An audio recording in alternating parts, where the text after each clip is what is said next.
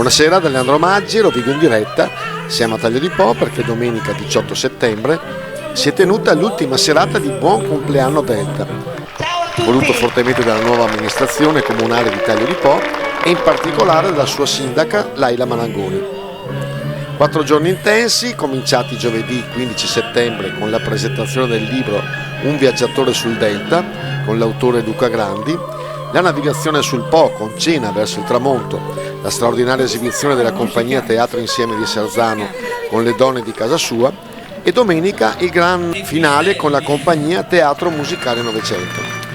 La compagnia, con la direzione del maestro Stefano Giaroli e la regia di Alessandro Brachetti, ha presentato Gran Galà dell'Operetta, uno straordinario percorso sui più celebri brani di questo stile musicale.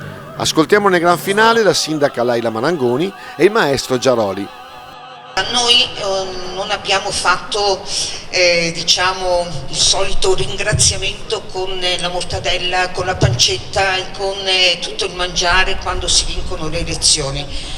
E allora, non avendolo fatto, abbiamo così pensato di offrirvi questo spettacolo questa sera, perché per me è una cosa grande, perché conoscendo questa compagnia veramente che porto nel cuore abbiamo voluto fare una cosa diversa, una cosa elegante, una cosa molto fine.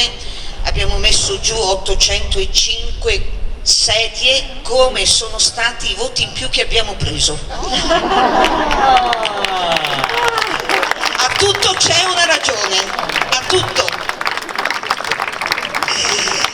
No, poi mi viene in mente che l'associazione appunto è Taglio di Po nel cuore, no? Ed è quella con cui abbiamo iniziato tanti anni fa a Kazan, dico bene? Sì. Ecco, è proprio nel cuore, perché ci è rimasto nel cuore. Noi non diciamo più Taglio di Po, perdonatemi, ma quando dico ai miei colleghi dobbiamo andare dalla Laila, diciamo, ok? Ecco, perché è così. All'Highland. E no, niente, io ho avuto la sensazione che siete tutti più o meno come Laila, cioè persone di cuore che non stanno a far chiacchiere e basta, ma che fanno, ecco, e quindi è un grande piacere per noi.